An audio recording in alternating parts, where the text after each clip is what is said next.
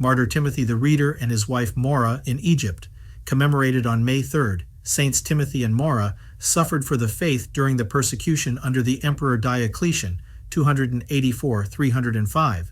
Saint Timothy came from the village of Parapa, Egyptian Thebaid, and was the son of a priest named Picolposos.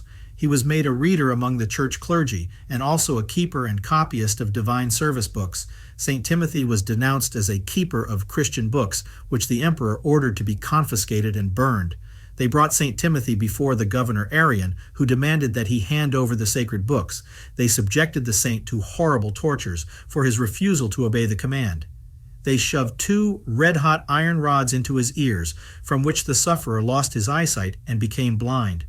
Saint Timothy bravely endured the pain, and he gave thanks to God for granting him to suffer for him.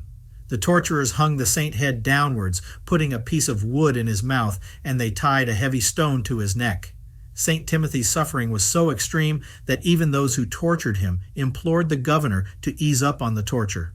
About this time, they informed Arian that Timothy had a young wife named Maura, whom he had married only 20 days before. Arian ordered Maura to be brought, hoping that with her present, they could break Saint Timothy's will. Saint Timothy urged his wife not to fear the tortures, but to follow his path. Saint Maura answered, "I am prepared to die with you," and she boldly confessed herself a Christian. Arian commanded that the hair be torn from her head and to cut the fingers off her hands. Saint Maura underwent the torment with joy, and even thanked the governor for the torture, which she endured so that her sins might be forgiven. Then Arian gave orders to throw Saint Maura into a boiling cauldron, but she did not feel any pain, and she remained unharmed. Suspecting that the servants had filled the cauldron with cold water out of sympathy for the martyr, Arian went up and ordered the saint to splash him on the hand with water from the cauldron. When the martyr did this, Arian screamed with pain and drew back his scalded hand. Then, momentarily admitting the power of the miracle, Arian confessed God in whom Maura believed as the true God, and he ordered her to be released. But the devil still held great power over the governor, and soon he again began to urge Saint Maura to offer sacrifice to the pagan gods.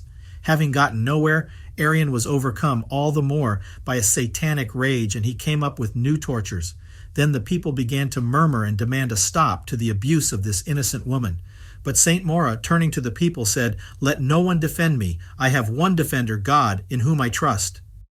Finally, after torturing them for a long time, Arian ordered the martyrs to be crucified. For 10 days, they hung on crosses facing each other. On the 10th day of martyrdom, the saints offered up their souls to the Lord.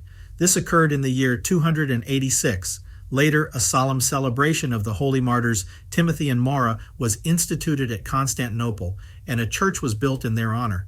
Saint Maura's skull is located in the church of Koilani, Limassol, Cyprus.